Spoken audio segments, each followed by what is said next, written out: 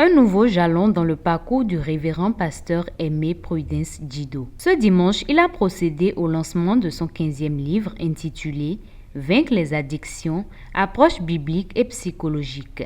Un ouvrage de 345 pages réparti en 8 chapitres qui allie réflexion spirituelle et éclairage scientifique pour aider à briser les chaînes de l'addiction. Au cours de cette cérémonie de lancement, le public a d'abord eu droit à une présentation détaillée du livre, explorant son contenu et ses objectifs.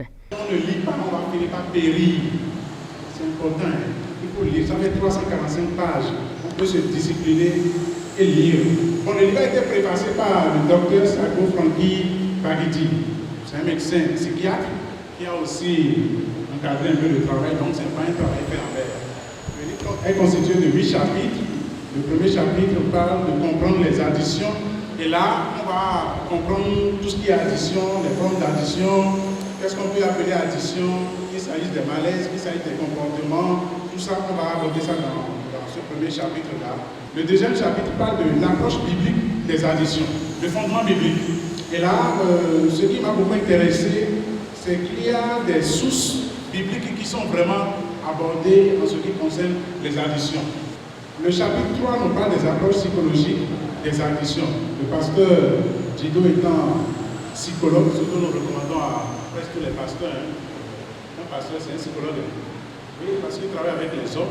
Il travaille avec les hommes, c'est connaître la psychologie des hommes, c'est important. Donc, il y a les théories psychologiques qui sont abordées, les modèles de la maladie, les théories de la psychodynamique, les modèles comportementaux, les théories cognitives, parce que là, les additions réduisent la productivité. Le chapitre 4 nous parle du rôle de la foi et de la spiritualité dans la guérison. Le chemin de la foi pour être guéri, et les étapes sont citées, les pratiques sont abordées. Le pasteur a déjà parlé de méditation, de prière. Les éléments sont adaptés ici et nous pouvons les utiliser. Le chapitre 5 nous parle de surmonter les obstacles et les rechutes. Et c'est là aussi le problème. Le pasteur a prié, la personne est partie, et puis il y a 500 membres, et le pasteur doit gérer 500 membres. Comment faire? À côté des pasteurs, il faut des spécialistes qui peuvent aussi porter mes fautes. Sinon, le pasteur va s'éclater. Ce livre fait beaucoup de bien et nous vous conseillons de lire.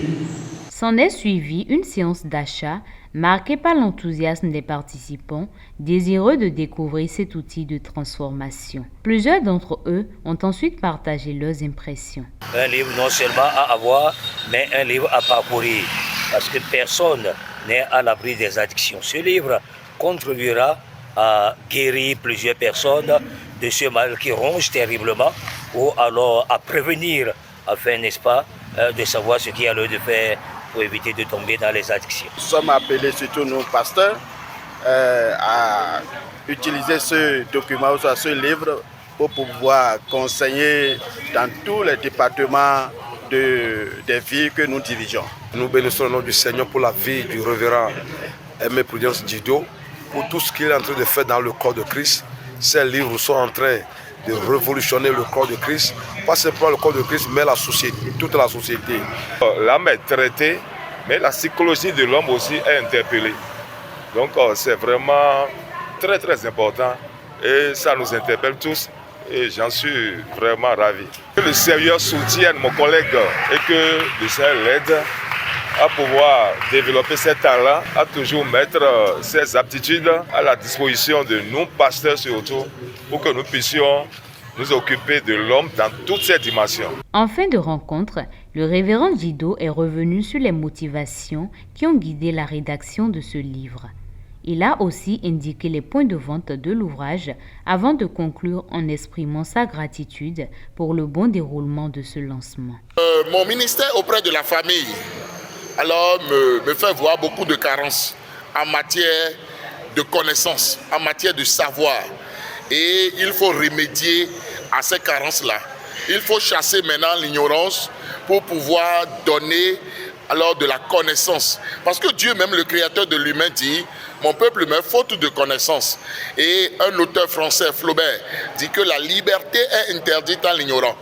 Donc, que ce soit dans le monde chrétien comme dans le monde en général, il est temps maintenant de lutter contre l'ignorance dans tous les domaines. Et c'est ce qui justifie alors mes différents livres. Et voici le 15e, parce que l'addiction est vraiment un problème. Ce livre-là est déjà sur Amazon, traduit en 20 langues. Veuillez me contacter, je vais vous dire là où ça se trouve. Je bénis le nom du Seigneur pour cette journée de lancement de ce 15e livre. Je dis merci à tous ceux-là qui m'ont accompagné.